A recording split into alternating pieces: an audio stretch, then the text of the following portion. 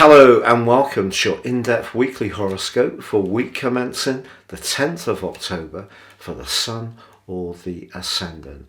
I'm going to give you some broad strands to look out for, but please stay with me. I will then dive deep to give you in much greater detail all the ins and outs of each of the 12 zodiac signs from Aries through to Pisces. Now, as this week begins, the energy of last week's full moon is still cascading into this next 7-day period. Now, that full moon was in Aries. Aries is the sign of initiation, and the moon in Aries can be a little bit volatile.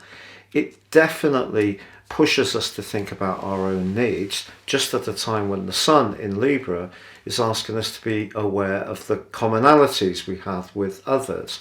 Particularly as the ruler of the sign of Libra, Venus, is very close to the Sun and was on that full moon and is throughout this week. So there may be some situations where diplomacy can still have a part to play, even where we feel a bit frustrated. And because Mercury returns to the sign of Libra on Monday, it was last there on the 23rd of September before retreating in its retrograde back into the sign of Virgo. Well, Mercury in Libra is a great asset because it can help us to be a bit more detached. If people do see things differently, have a different worldview, express their ideas differently to us, we can take it a bit less personally. So there is some real opportunities in that regard this week. But Wednesday is a very powerful day because you will recall that for the whole of October, and if you've watched my November monthly videos, for the whole of November, Mars and Neptune are in a square within 3 degrees. And on Wednesday, this becomes exact. It's also exact on the 19th of November, but this can be a very draining influence. Mars in the sign of Gemini is very bright and vivacious, but can be quite opinionated. But Neptune in Pisces can distort.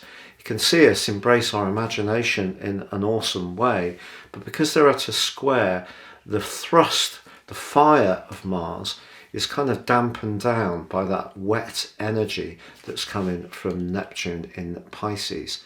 So I think that Mercury being in the sign of Libra can be some pushback against the draining and rather demoralizing energy of Mars squaring Neptune.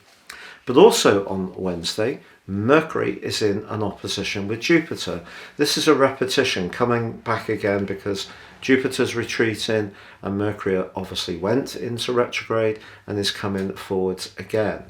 So if we do need to have that exchange of views, the important thing is not to exaggerate our point of view, to try to stay rooted in reality, because Mercury is a planet that really likes cool detachment through its rulership of both Gemini and Virgo. But also on Wednesday, the Sun and Venus in that tight conjunction, but particularly the Sun, is in an exact trine with Saturn. So Saturn is of course in the sign of Aquarius, very much about humanity, the collective, person kind as a whole. And it does continue in that attritional right angle with Uranus through this week.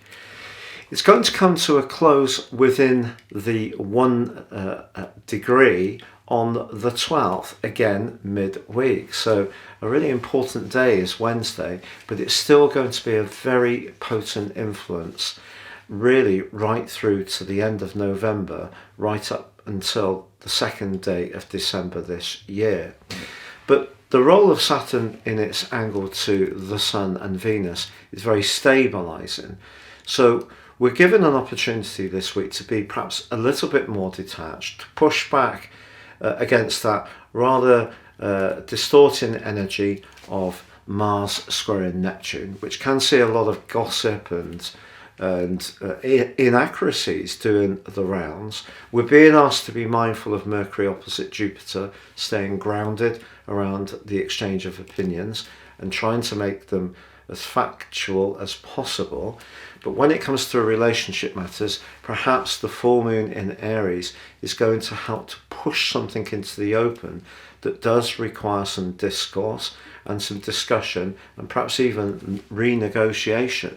So it could end up being, despite that tricky right angle between Mars and Neptune and the full moon, quite a constructive week.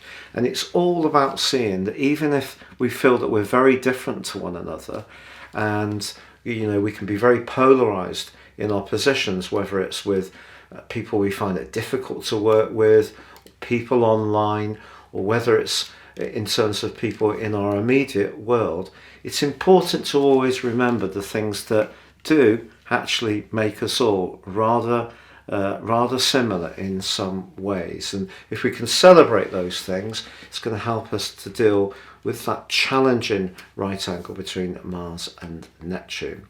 Now, please stay with me for each of the 12 zodiac sign forecasts.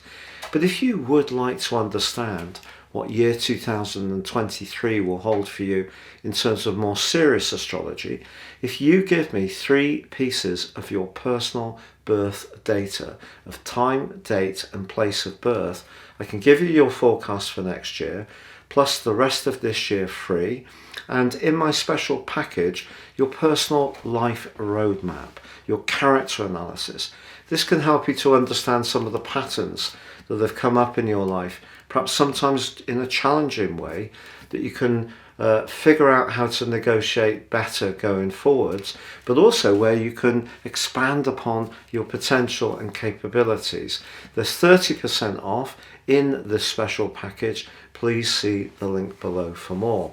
Finally, if you're new to my channel, thank you so much for joining me. I'd love it if you would subscribe. Please click or tap on the bell notification symbol. If you're an ongoing viewer, thank you so much for all your views. So Aquarius, your week commencing the 10th of October forecast sees your 2 ruling planets, Saturn and Uranus, reach a crunch point on Wednesday, because this is the last time that they're within 1 minute of being exactly square. Now they're going to start to open out, and by the end of November and the first week of December, a lot of the tension that's been playing out around where you live and how you live there is going to come to a close. There may even have been some potential turbulence around emotional relationships linked to your family that has come from this. But with the Sun and Venus joined by Mercury on Monday in your sector of discovery, if there is an opportunity to do something completely spontaneously this week, I would take it, particularly if it involves travel, a change of scene, going somewhere that is very stimulating to your senses, such as a gallery, a show, going to watch a band, getting together with lively friends who stimulate your thinking. The full moon of last week also suggests that there may be the potential for some kind of connection with someone who perhaps sees things in a bit of a different way from you, but you find that there's something about this person that's rather appealing. This exchange of ideas could be very stimulating.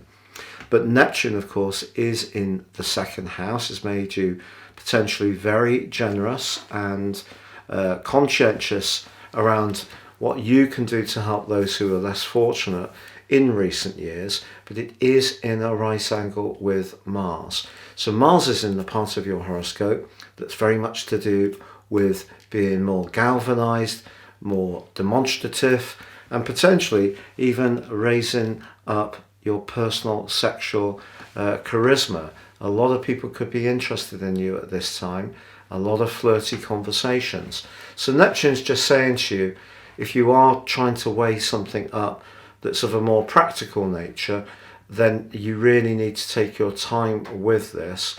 And because Mercury and Jupiter are in an opposition, the bright and bubbly conversations you have could just see you tempted to make a quick decision when it's better to be a bit more strategic.